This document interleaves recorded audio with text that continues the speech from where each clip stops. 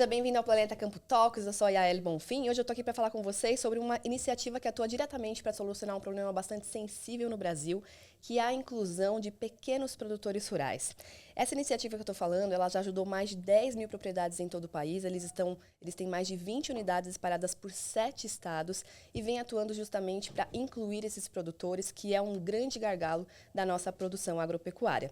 Quem fala comigo sobre tudo isso é Fábio Dias, que é diretor de pecuária da Friboi, também líder de agricultura regenerativa da JBS.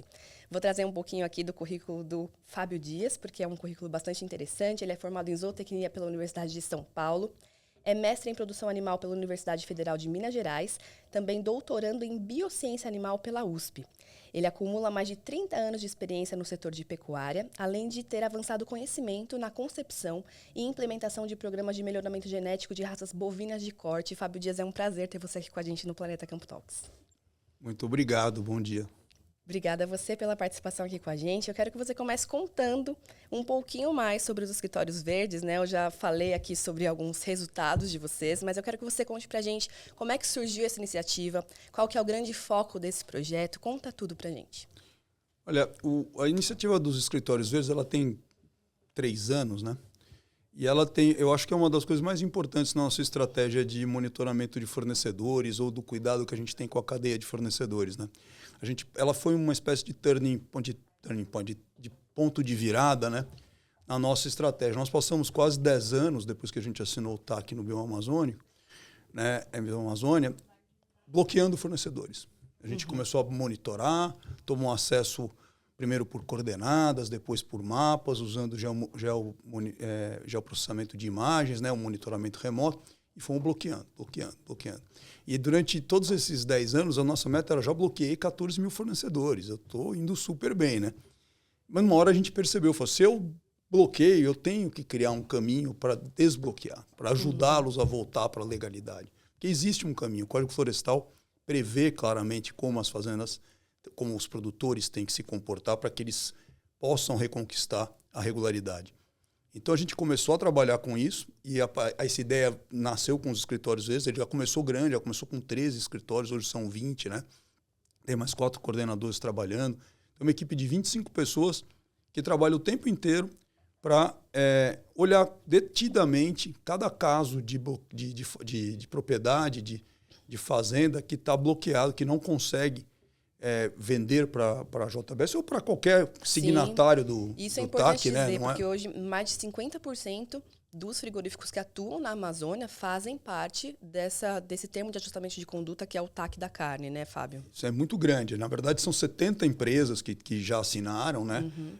Então, assim, é uma tendência, e não só as empresas de carne, hoje as empresas que compram commodities em geral, as empresas que compram soja, compram milho, madeira, elas estão fazendo a mesma coisa, né? Então, a gente mesmo tem monitoramento para compra de grãos para, por exemplo, toda a divisão de frangos e suínos, né? A Seara. Então, essa é a mesma coisa, né? Então, não é mais uma coisa que só acontece para bovinos. Então, é super importante, né, que as fazendas... que todo produtor quer, tá legal. E a gente precisava ajudá-los, né? E a legislação ambiental, ela não é uma coisa que está no nosso dia a dia. Pode estar mais hoje, mas há 15 anos atrás não estava, nem um pouco, né? Então, depois que tem o Código Florestal, você tem um regulamento mais organizado e padronizado, as pessoas começam a entender o que elas têm que fazer. E os escritórios verdes são uma grande ajuda nesse sentido, porque são especialistas, com todo o conhecimento ali regional, da Secretaria Municipal, do órgão estadual, do órgão, quando tem legislação, quando tem envolvimento com o IBAMA, e eles podem analisar cada caso e encaminhar o produtor. Então, esse trabalho foi muito efetivo. Eu acho que é isso que a sociedade, os stakeholders estão notando nos escritórios verdes, né? A eficiência que ele tem de pegar um caso, determinar qual é o problema. Quando é um problema muito simples, e 3/4 dos problemas, 75%, são simples. Quando a gente está falando de simples, a gente está dizendo o que especificamente? Tem coisas do tipo, falta alguma documentação. É como se você pegar um exemplo assim... Vocês estão mais acostumados com poupa-tempo, uma abordagem urbana aqui, né? Você vai num lugar só e resolve seu problema de documentação. Então, vamos dizer que você não tinha... Às vezes, aquela história, não tem uma negativa de débito, não tem um documento X, não tem um comprovante de endereço. E aquilo te impede de ter um cadastro num banco, vamos dizer. Sim. Quando você chega para fazer um cadastro numa empresa que compra commodities, como a JBS ou o Friboi, você tem que apresentar uma série de documentos sobre a sua propriedade, sobre a sua conta bancária e documentos da área ambiental. Então, às vezes, o CAR, por exemplo, está mal desenhado ou não tem o CAR. Propriedades muito pequenas, às vezes, não tem. Você só tem que fazer ele. E é algo muito simples. Que as pessoas, às vezes... lembra aquele... Quando você vai fazer antigamente, você ia fazer um documento e tal, um passaporte, sei lá, tinha um cara que tirava foto na frente do consulado, uma foto daquele tamanho diferente, e cobrava uma grana para fazer, cara para fazer, porque todo mundo esquecia. Quando chegava lá, não tinha aquela foto. Sim. O que acontece com a legislação, a burocracia ambiental é isso. Às vezes falta um documento bobo e o proprietário se isola e fala, não vou tirar esse documento. E aí ele fica vendendo através de outros que têm o documento. Isso acaba sendo ruim para ele também, no sentido de desvalorização de preço, eu acredito, do produto dele. É muito ruim. É ruim para ele e para nós. Porque a gente não ter contato direto com o nosso fornecedor, para nós é horrível. A gente não saber o que ele está fazendo. Se eu, por exemplo, gosto do gado dele, tenho que pagar um prêmio, eu não estou pagando para ele, estou pagando para o cara, pro intermediário. Se eu tenho um recado para ele, do tipo, o seu gado está ruim, está magro, você poderia trabalhar um pouco melhor, eu não consigo falar com ele, porque tem sempre um intermediário ali. E isso é ruim para toda a cadeia, do ponto de vista sanitário também. O controle fica confuso, né? Porque você tem várias fazendas e às vezes, na verdade, é uma só, né? Então, a gente tem esse trabalho, eu acho que é muito importante, assim, a gente tem tido muito sucesso nisso.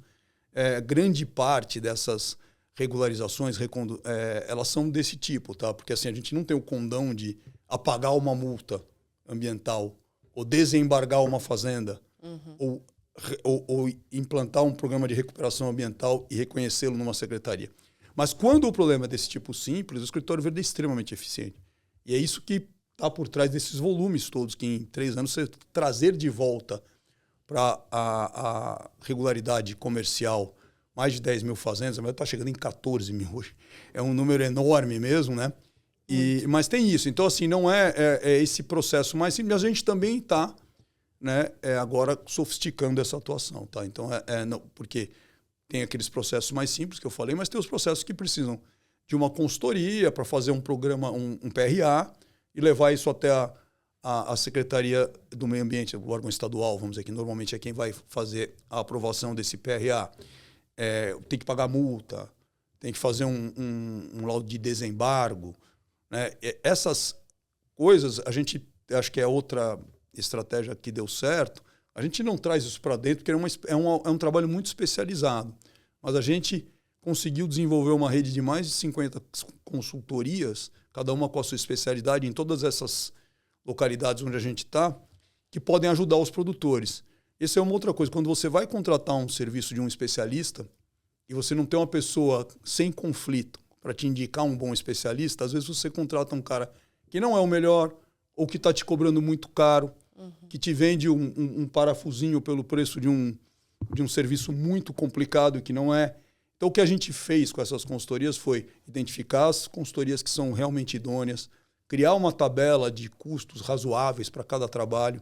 E aí, à medida que eu tenho que encaminhar um produtor, às vezes, para uma consultoria, e quando o produtor é pequeno, a gente até pode subsidiar isso com um produtor realmente familiar. Mas, normalmente, eu não a gente tem produtores maiores que vão cuidar da sua... Mas o fato dele ir para uma consultoria que é realmente boa e por um preço justo também é um grande trabalho, aí, um grande aprendizado dos escritórios verdes. Mas essa fase, eu acho que é a que a gente está bem maduro nela. A gente deu escala ao projeto, realmente ele cobriu todo o Centro-Oeste. A gente hoje tem atendimento em 20 unidades, tem 20 técnicos dedicados a isso, né?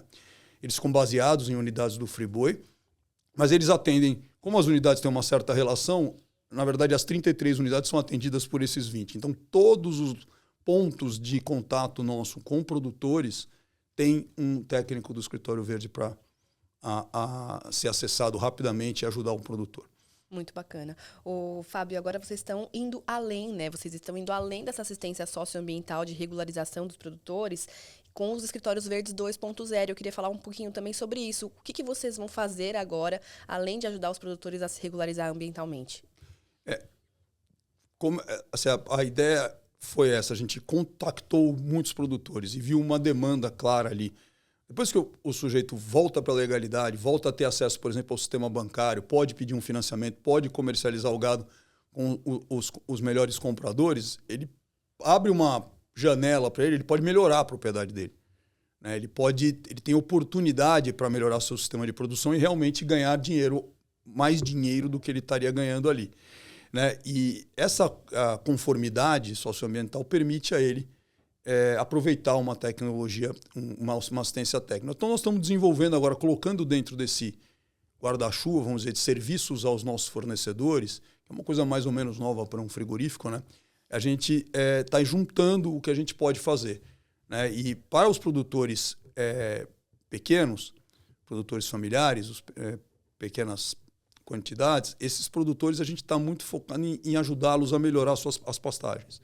Então, a gente tem um programa dentro do Escritório Verde 2.0, um programa de assistência técnica mesmo, mas ele é para pequenos produtores, onde a gente tem as visitas. A gente começou isso em Rondônia, já tem 5 escritórios, 4 em Rondônia e 1 no oeste do Mato Grosso. Agora a gente vai começar a expandir ali para Barra do Garças e para o Pará, em Marabá.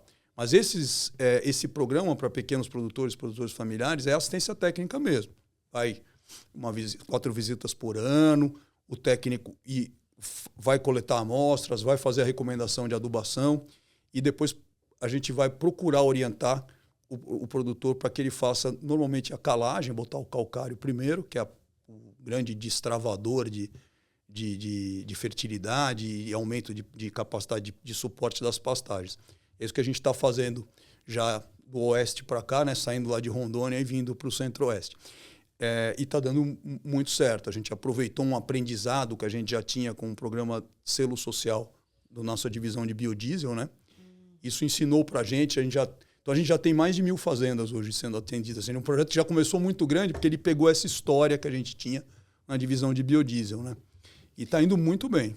Isso é interessante também, porque está totalmente relacionado com eficiência, né? Tem tudo a ver com a questão ambiental. A gente tem aí até um programa do governo federal para recuperação de pastagens e tudo mais. Então, está conectado com essa questão ambiental, mas tem tudo a ver com eficiência. Eu acho que isso é muito interessante também. A gente costuma dizer assim, na pecuária, a gente diz dentro do Friboi também, assim, o grande prêmio do produtor está dentro da fazenda ali. É produzir mais com aquela quantidade de terra e insumos que ele tem. Notadamente, a terra, a área que ele tem, é o maior ativo de um produtor. Então, se a gente recupera esse ativo, aumenta a fertilidade dele e consegue colocar mais gado e produzir mais carne por hectare, é o melhor prêmio possível para um pecuarista. Isso a gente tem olhado com muito cuidado. Assim. Para os pequenos produtores, nas áreas que já estão abertas há mais tempo, como a extração de nutrientes para pastejo pelo gado já foi feita por 20 anos, 25 anos, aquelas áreas estão cansadas. E aí você, com poucas mudanças, análise de solo, correção do pH com calcário, liberação da fertilidade por conta disso e umas cercas novas, você vai ter uma capacidade, às vezes, triplicada de suporte com ganhos maiores. Isso é muito importante, isso como chama, revolucionário, disruptivo para o pequeno produtor. Tá? Então, a gente tem olhado muito para isso, né? Para a recuperação dessas pequenas propriedades, mas a recuperação do pasto e a possibilidade de inclusão desses produtores num processo de intensificação com maior produção por hectare. Então, isso tem dado, eu acho que, muito certo. A gente aprendeu no programa do biodiesel essa necessidade meio que organicamente. Os produtores nos contaram isso. Lá em Rondônia tem um programa interessante de incentivo ao calcário, né? Que o governo subsidia o frete e o produtor compra o calcário. Isso melhora muito o custo, né? Então está dando bastante certo. A gente está agora estendendo isso para outros estados e outras unidades nossas, né? Mas está indo bem. Muito bom. Fábio, vocês também vão ter agora um pilar de gestão, né, baseado no programa Fazenda Nota 10, que também já auxilia muitas fazendas pelo Brasil. E eu queria que você explicasse, então, para a gente como que é esse projeto Fazenda Nota 10 e como que ele vai estar agora dentro desses escritórios verdes 2.0. A gente tem uma estratégia para apoio do produtor médio. Tá? Isso é diferente. O produtor médio, para nós, são mais ou menos 4.000 fornecedores nessa faixa que que vendem aí por volta de 200 a 250 cabeças por ano. Já é um faturamento respeitável. Tá? E esse produtor geralmente é um CPF, não é uma empresa, é um produtor sozinho. E o que a gente procura estimular nisso são práticas de gestão, de tratar aquela fazenda, que já tem um porte médio, como um negócio. Né? E olhando as possibilidades que a gente tinha, conversando com os especialistas foram 7 ou 8 anos atrás, né? A gente foi descobrir que determinar, na verdade, né, com o auxílio do Instituto Integra, que a ideia, o jeito mais eficiente para treinar produtores, ou treinar pessoas de meia idade, que são empreendedores, né, o típico produtor fornecedor da gente, é comparação de resultados, né? E isso é feito através de benchmark, né? E isso que a gente faz no Fazenda Nota 10. Fazenda Nota 10 então, é um grande programa de treinamento em gestão usando uma ferramenta, comparação de resultados. E o produtor faz a inclusão dos resultados dele numa plataforma, aí ele tem a padronização dos indicadores e ele consegue enxergar os indicadores deles contra 400 fazendas. Aí ele consegue saber se ele está desmamando o gado dele mais leve ou mais pesado que a média, se ele está produzindo mais arroba por hectare por ano do que a média, se ele tem uma margem por arroba produzida menor ou maior que a média dos parecidos com ele, por exemplo, do estado dele, do tamanho dele, que fazem a mesma cria, recria, engorda, ou só recria, engorda, ou só engorda. Eles conseguem enxergar isso e, a partir disso, ele mesmo, como gestor, entende aonde está o problema dele e busca a solução. Então, o segundo módulo ali do Fazenda Nota 10 é um módulo de conhecimento já aplicado, mas o mais diferente que tem entre assistência técnica que a gente fornece e está escalando para pequenos produtores e essa que o produtor médio vai fazer é que a decisão do empreendedor, do produtor de médio porte, depois desse treinamento em gestão, é ele que decide o que ele precisa fazer na fazenda dele. Se ele vai fazer um programa de genética, por exemplo, porque ele determinou que ele tem muita comida, mas o gado não engorda o que ele poderia engordar. Ou ao contrário, né? Ele precisa investir nos pastos porque ele tem uma lotação baixa comparada com os pares dele. Então ele vai buscar assistência técnica agronômica, um veterinário, uma empresa mas é ele que decide. Tá? Esse, para mim, é o grande diferencial do programa Fazenda Nota 10, é buscar despertar nesses 400 fazendeiros o empreendedor que mora dentro dele. Sim. Esse leão, que quando isso acontece, a gente tem visto histórias sensacionais, assim, sucessão familiar super facilitada, porque o empreendedorismo da nova geração é liberado com indicadores claros, né? Não tem como mostrar as coisas, né, para o gestor sem ofender. Olha, nós estamos ruim, mas não é porque eu acho que está ruim, pai, é porque nós estamos abaixo da média e tem o que fazer. Vamos visitar o nosso colega lá e a gente vai aprender. Isso tem dado muito certo. Então, assim, é isso que o Fazenda Nota 10 já fazia, que nós estamos trazendo para esse pacote de assistência técnica. Então, fazendeiros de porte médio seguem sendo atendidos dentro desse programa de benchmark, que é o Fazenda Nota 10, mas a gente também está desenvolvendo com a mesma turma um pacote de indicadores para mini produtores, para produtores familiares, que é um pouco mais difícil de fazer porque não tem contabilidade, não tem... mas dá para fazer. E a gente está montando para que eles comecem a entender. Mas é uma diferença interessante. Assim.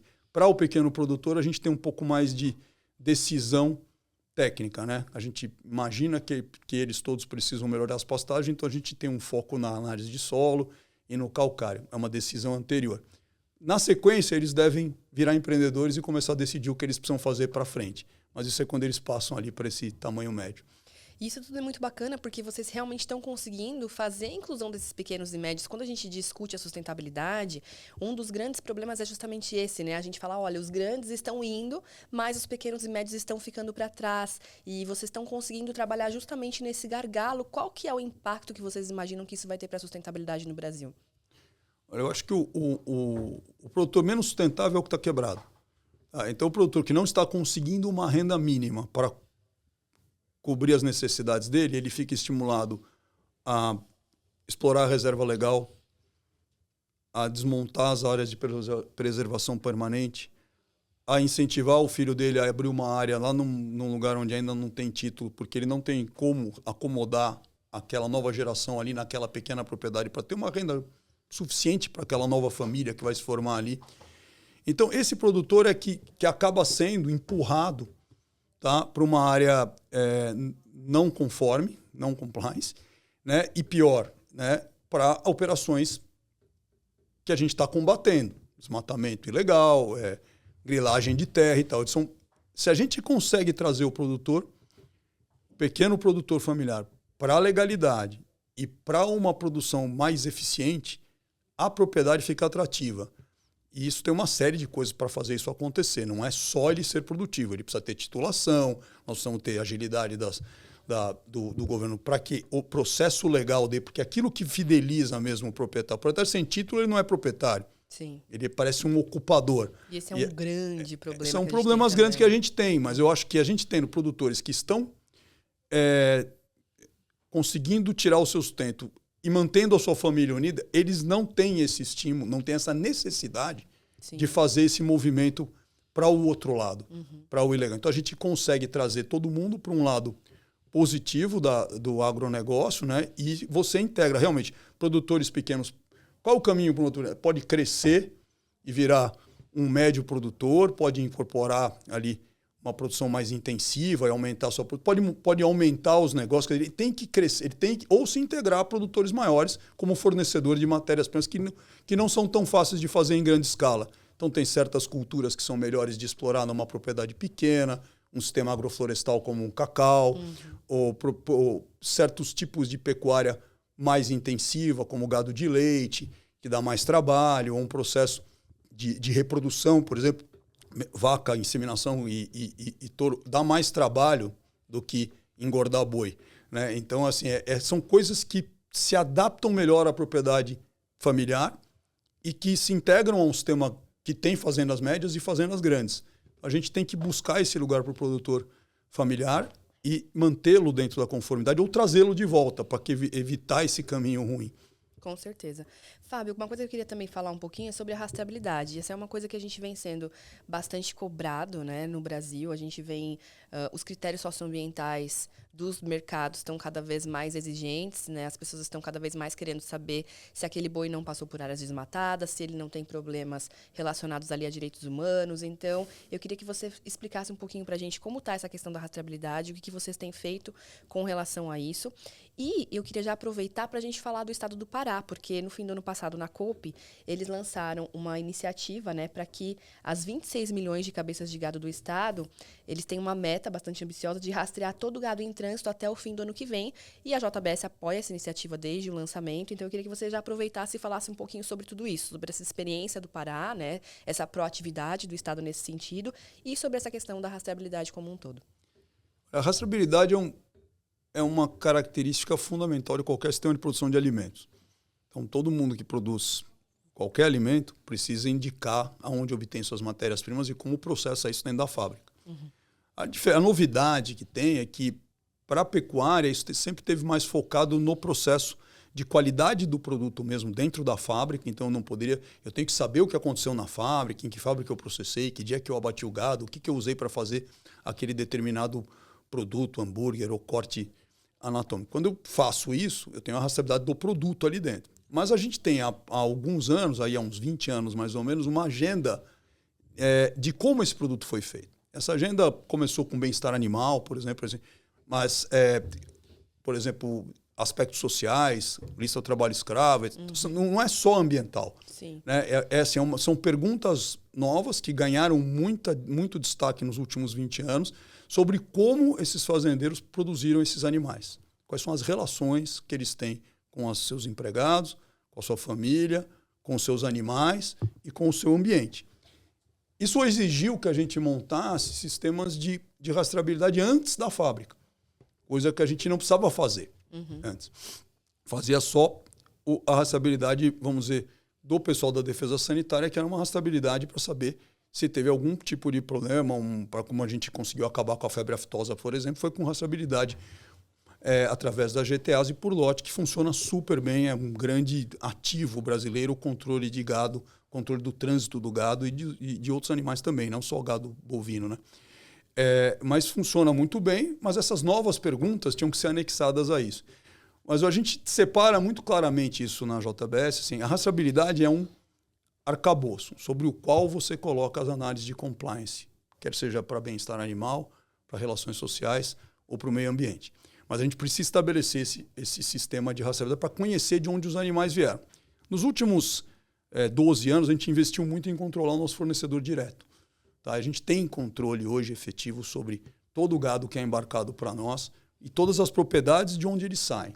Essas propriedades são monitoradas para a nossa política de compra responsável, que envolve critérios espaciais, do tipo, tem sobre o mapa, ela está sobreposta com uma área de conservação, com uma terra indígena, com território quilombola, ou ela tem polígonos ou alertas de desmatamento depois do Código Florestal, que precisam ser verificados para legalidade ou autorização, ela tem esse processo feito automaticamente e recorrentemente. Além disso, todos os vendedores de gado para nós, os proprietários, também são checados nas listas de relações sociais de trabalho, né? Ministério do Trabalho, lista do trabalho escravo. Então, isso tudo junto faz com que um sistema de monitoramento bastante efetivo e que funciona já faz mais de 10 anos. Ele evoluiu muito nesse tempo. Não foi uma coisa fácil de ser montada. Para quem, há 12 anos atrás, 2010, a gente não tinha nem o mapa da fazenda. Daí pegou a coordenada, a gente pôs um GPS em cada caminhão. Depois, a partir de 2015, a gente começou a ter o CAR de todo mundo. O estado do Pará foi pioneiro nisso. É um estado que vem dando muitas lições para nós, nos ajudando. Assim, o estado foi bastante efetivo na implementação de vários detalhes do Código Florestal. E a gente começou a fazer. Então, assim, a partir da rastreabilidade de lote do fornecedor direto, a gente montou todo esse sistema. Mas o que aconteceu é que, mais recentemente, a gente começou também a ter que ser cobrado e ter que olhar por onde esse animal andou antes de chegar na última fazenda. E a gente sabe que a pecuária bovina tem uma cadeia de produção relativamente longa, 2 ou 3 ou 4 anos, se você contar a gestação, né? Para produzir um boi gordo ali de 3 anos, 2 anos e meio. E mais difícil do que esses 3 ou 4 anos, porque o eucalipto demora 7, mas ele não sai do lugar. Sim, não anda. Ele não anda. O bovino, ele anda e ele passa por 2 ou 3 fazendas normalmente na vida dele. Tá? Uma fazenda, normalmente, ele nasce numa fazenda de cria. Uhum. Muito comumente, esse fornecedor vende esses bezerros ao desmame para recriadores, que às vezes vão até a engorda, que às vezes, depois de dar ao animal 1 ano de pasto, entregam para alguém que vai fazer a terminação, às vezes num confinamento, às vezes num processo. Então, normalmente, 2 ou 3 fazendas na vida do animal é o que tem. Né? E aí, como fazer o monitoramento desse pedaço anterior à fazenda que a gente tem a última? Tem 2 estratégias. Uma é a gente olhar o trânsito e ter condição de enxergar através das guias de trânsito, do controle do trânsito animal, por onde esses animais andaram, e outra é a rastreabilidade individual, né? Que é o que está sendo implementado e proposto pelo Estado do Pará. As 2 coisas se comunicam e com isso a gente consegue efetivamente enxergar por onde aquele grupo de animais andou durante a vida dele. Nesses últimos 3 anos, em que fazendas ele passou. Aquele grupo ou aquele animal. E isso a gente pode aí fazer, então, uma conferência de conformidade, para ver se teve desmatamento, e aí pode ser a regra europeia, se eu tiver numa área que exporta para a Europa, ou pode ser a regra do Friboi, que é o nosso compromisso de compra responsável. Isso é variável. Assim, é importante separar isso. O que é conformidade, que é o que você faz a partir da rastreabilidade. A rastreabilidade é importante que a gente tenha toda. Né? E a gente já tem do direto. Mesmo antes de ter esse monitoramento que a gente faz para a parte ambiental, socioambiental, a agência sanitária, se tivesse um problema, por exemplo, de qualquer doença, uma tuberculose aparece no abate, ela volta até a fazenda onde o animal estava. A defesa sanitária consegue fazer isso. Então, isso existe, né? A gente não estava usando para a área ambiental e está começando a usar. E a gente tem esse processo em curso agora de extensão da rastreabilidade, basicamente, do direto para os indiretos. Do primeiro fornecedor do frigorífico para o fornecedor deles, que pode ser 1 ou pode ser 2, normalmente é isso, às vezes tem mais, mas normalmente são 2. 2 ou 3 fornecedores, 2 ou 3 produtores envolvidos na vida de um animal. É isso que a gente está montando, e é isso que o Pará, como você perguntou, estendeu para o nível de individual. Tá?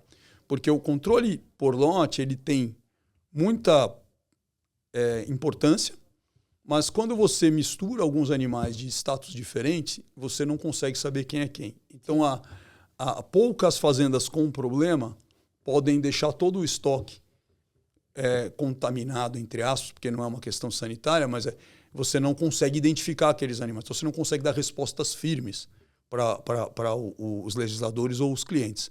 Para isso, a rastreabilidade individual ganha muito valor. Se ela estiver conectada ao trânsito e você identificar os animais e começar a conhecer por onde eles passaram, você consegue ter a história desses animais. Eu acho que o Estado do Pará está organizando isso bem, é um desafio enorme, está dando um exemplo para o Brasil. Foi uma ação forte do Executivo, um decreto no final do ano passado, bem anunciado, né? Tem um conselho gestor capitaneado aí pela Agência Sanitária, a DEPARÁ, e que está trabalhando sério. Tem reuniões todos os meses, a gente está participando junto e os resultados estão aparecendo. Tá? Olhando muito os sistemas que já funcionam em outros países e áreas grandes, né? Notadamente, nós temos um exemplo bom no Brasil, que é o estado de Santa Catarina, temos um exemplo aqui na América do Sul, que é o Uruguai, que tem rastreamento individual há mais de 20 anos, e temos também a Austrália, que tem um rebanho bastante grande, um território bem grande, né? Um rebanho muito parecido com o rebanho do Pará, né? 25 milhões ou 26 milhões de cabeças, e uma área bem maior, 8 vezes maior que o Pará. E eles têm um sistema de rastreabilidade individual obrigatório, e que é feito no primeiro trânsito, que é esse ponto que o decreto do Pará coloca para o final do ano que vem, né? Quando todo o gado em trânsito vai estar individualizado. É um baita desafio, mas eu acredito que eles estão dando os passos corretos para conseguir entregar isso.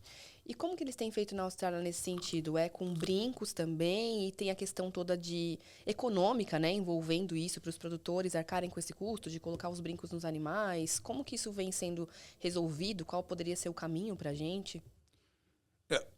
A tecnologia disponível utilizada são brincos de leitura eletrônica, né? São o que a gente chama, as pessoas falam chip, mas na verdade um identificador com uma anteninha dentro, que é como se fosse sem parar, que a gente usa para passar no pedágio. É exatamente a mesma tecnologia, né?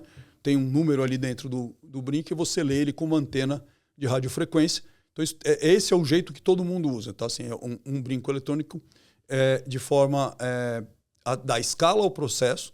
Então, você ter um brinco de leitura eletrônica permite que você faça a leitura muito frequentemente, independente de você ter instalações muito para parar o animal, ter alfabetização, porque ler números, ter aonde anotar o número, né, e conseguir depois digitar esse número em algum lugar. Então, um processo de leitura visual, ele não é que ele é impossível.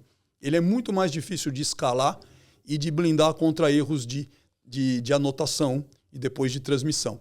Então, o processo de leitura eletrônica está disponível, ele hoje é praticamente uma commodity, esses brincos são produzidos aos milhões, tem aí acho que uns 6 ou 7 grandes fornecedores globais que produzem isso já usando tecnologia que é super conhecida, como eu falei, o marcador de carro é a mesma coisa. Então tem bastante escala e não é tão caro, tá? Isso é uma coisa que tem um mito assim de que isso seria muito caro, mas o grande desafio não é exatamente o brinco, é todo o serviço que você tem que ter. Essa gestão, a gestão, né? O sistema, a leitura do brinco a cada trânsito, né? Então, a cada vez que você embarcar o gado, você precisa ter uma pessoa lendo. Mas é possível. Eu acho que hoje os custos disso e a tecnologia que existe, disponível, já escalável, que é esse brinco produzido aos milhões, tem fábricas no Brasil, né? De classe mundial que exportam 80% da produção. Então, assim, se está produzindo aqui, está exportando e competindo com o chinês, competindo com todo mundo, é porque tem capacidade de fazer e pode atender, inclusive o Brasil, que tem um rebanho muito grande, mas nós temos aqui as fábricas aqui e tem no mundo todo. E o custo, como eu disse, é muito mais o serviço e pensar nisso, mas isso foi bem estabelecido, não é tão grande. No Uruguai, eles desenvolveram uma coisa que é bastante relevante, um operador de rastreabilidade, chama uma pessoa que ajuda a fazer isso, por um custo muito baixo. Assim, geralmente esse técnico é um técnico que trabalha para uma leiloeira, ou trabalha ali pelos pecuaristas daquela região mesmo, ou para a agência, e ele é contratado pelos próprios produtores, mas custa $1 por cabeça, quer dizer, uns R$5 por cabeça para fazer aquilo. É dinheiro? Porém, né, a gente tem que saber que o bovino é um produto que tem seu valor. Claro, existe um custo que vai ser colocado para a cadeia, fazer a rastreadora individual não é de graça, como também não é de graça a GTA, a gente paga para tirar uma GTA, nem transportar, tudo tem custo. Mas eu acho que a nossa leitura hoje é que é um custo que ele é compatível com o tipo de exigência e de interesse do consumidor. Se o consumidor quer saber todas essas coisas, talvez vai ter um custo. E esse custo, mas ele não é tão grande assim, como uma coisa que você fala, vai custar 10% a mais. Não é. Tá? Vai custar muito menos que isso. É uma coisa entre 5 e 20 reais, quer dizer, por animal, que vale 4 mil. Então, é um número que tem que caber. Agora, a discussão com os produtores sempre vai ser. Produtores menores podem ter uma necessidade de ajuda, mas assim, é algo que a gente entende que a cadeia tem como administrar. Tem o custo, não estamos negando que ele exista, mas eu acho que é bem relevante a contribuição que um sistema de rastreabilidade traz para toda a cadeia e para a indústria e o consumidor no final. Muito bom. Agora, Fábio, uma outra coisa que eu queria falar com você é sobre as ferramentas que a própria JBS também tem colocado à disposição dos produtores, né? A gente tem aí a plataforma Pecuária Transparente, o Cowbot, que foi lançado mais recentemente, justamente para que os próprios produtores consigam fazer esse monitoramento das fazendas deles e até dos próprios fornecedores. Queria que você explicasse um pouquinho essas ferramentas e também contasse para a gente como é que os produtores têm recebido esse auxílio, digamos assim, se eles têm realmente aderido, se eles entendem o objetivo e a necessidade de tudo isso. Esse é um ponto bem importante, assim, porque nós temos acesso aos dados dos fornecedores diretos da gente. Então, esse é um sistema que a gente estabeleceu já faz mais de 10 anos e que funciona muito bem. Mas para cumprir a missão de ter uma cadeia monitorada, nós vamos trazer nossos fornecedores para esse mesmo nível. Eles precisam ter interesse em saber de quem eles compram, em fazer análise de conformidade para as fazendas das quais eles compram. Assim, se a gente trouxesse isso para o nosso dia a dia, fala assim, você não quer contratar uma pessoa para te ajudar na sua empresa ou no seu negócio que esteja na lista do trabalho escravo. Não é uma coisa que você quer contribuir. A maioria das pessoas vai falar, não, se eu souber disso, eu não quero mesmo. Uhum. Né? Mas quando a gente compra o gado, a gente não pergunta essa para ele. Eu também não gostaria que o sujeito do qual eu estou comprando roubou a terra dos indígenas ou do Estado. Né? Esse nível de consciência, a gente tem que puxar ele, muitas vezes isso está acontecendo nas famílias de produtores, gerações mais novas estão questionando certos padrões que estavam estabelecidos, mas aí vem aquela coisa, como que eu faço para checar o compliance ou checar a conformidade do meu fornecedor?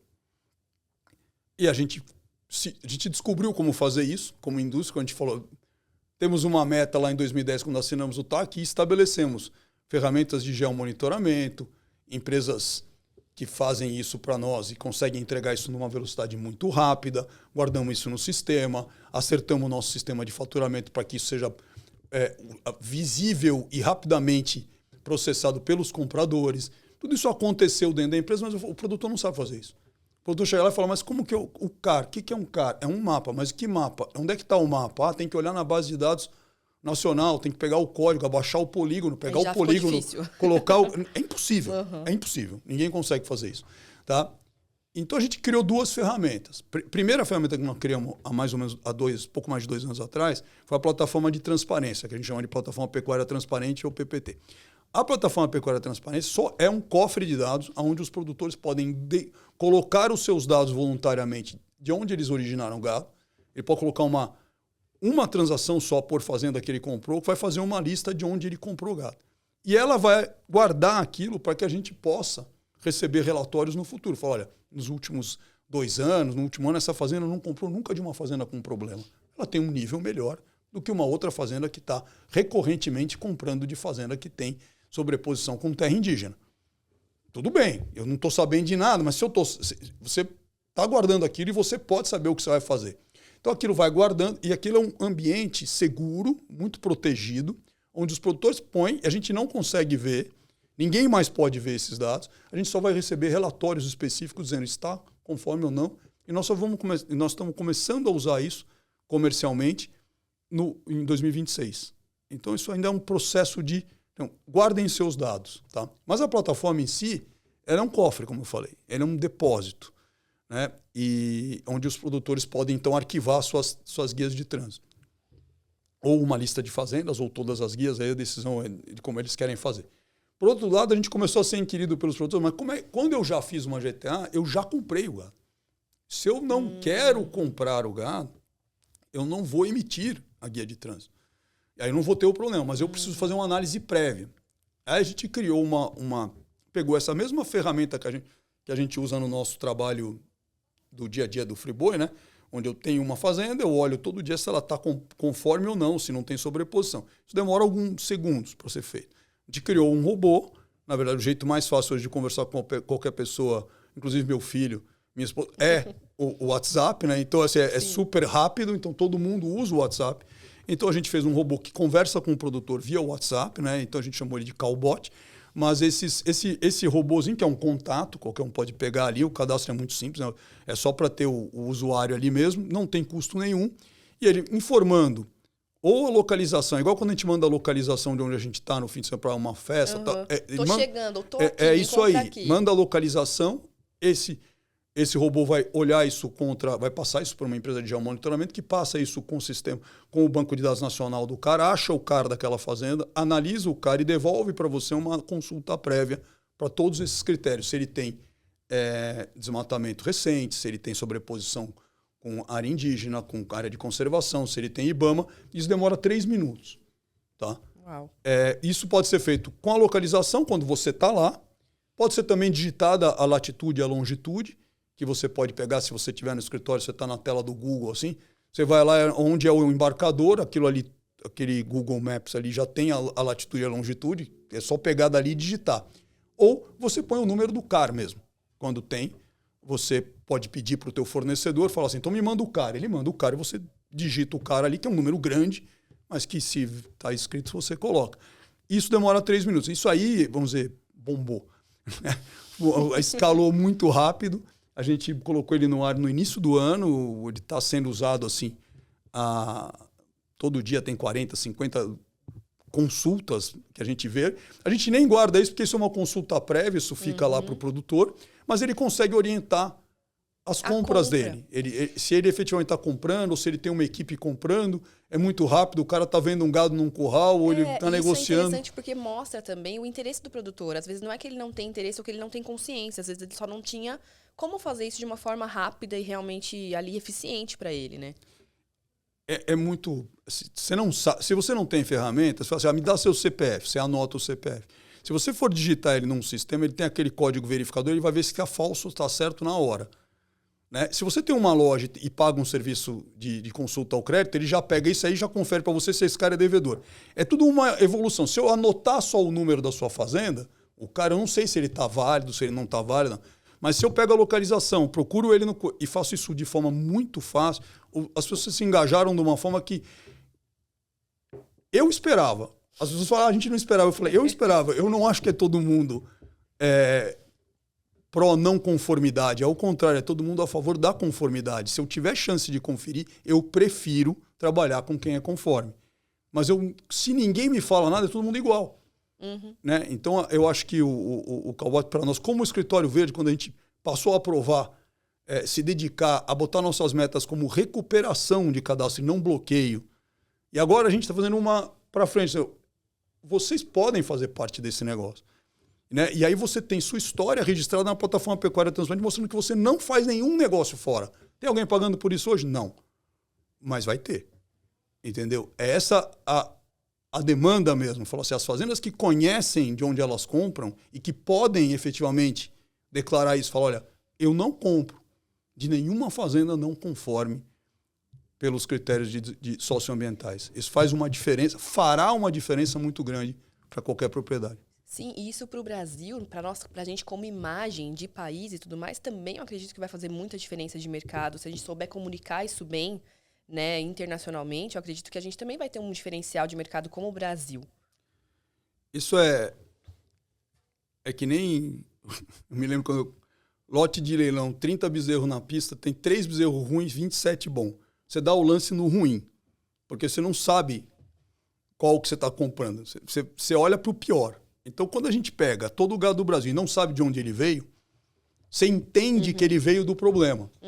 Então, a gente está o tempo inteiro sendo cotado como o pior bezerro do lote, porque o cara que está comprando não sabe efetivamente de onde veio a carne que ele está colocando ali. E a gente que está no negócio, que trabalha, que produz, sabe que muito raramente, que muito pouco gado é produzido de forma ilegal. E esse pouco de gado é que contamina efetivamente todo o estoque. Como a gente não tem rastreabilidade, a gente não consegue dar a resposta firme, falar, esse lote não tem contato. Então a gente usa ferramentas frágeis, do tipo, eu estou produzindo num estado longe da Amazônia, então não tem desmatamento, mas isso é frágil. O forte mesmo é a gente ter rastreabilidade e conseguir determinar a história e os diferentes tipos de gado que a gente está processando. E diferentes clientes vão perguntar diferentes coisas. Então vai ter o cliente que está aceitando um determinado nível de compliance, que vai trabalhar ali, outro que vai querer mais, e outro vai querer muito mais. Mas com rastreabilidade você consegue separar qualquer uma dessas coisas e atender esses produtores, esses clientes, na verdade. Muito bom, Fábio. Foi muito bacana conversar com você, entender um pouquinho mais de rastreabilidade, de inclusão de produtores rurais, ver o que a indústria está fazendo realmente para trazer esse pessoal e ajudar o Brasil a resolver esse grande problema que nós temos. Então, muito obrigada pela sua participação aqui com a gente hoje. Imagina, eu que agradeço. Muito obrigado. Obrigada mais uma vez. Bom, a gente vai ficando por aqui com o Planeta Campo Talks, então. Obrigada pela sua companhia durante o dia de hoje. A gente se vê na próxima. Até lá. Tchau, tchau.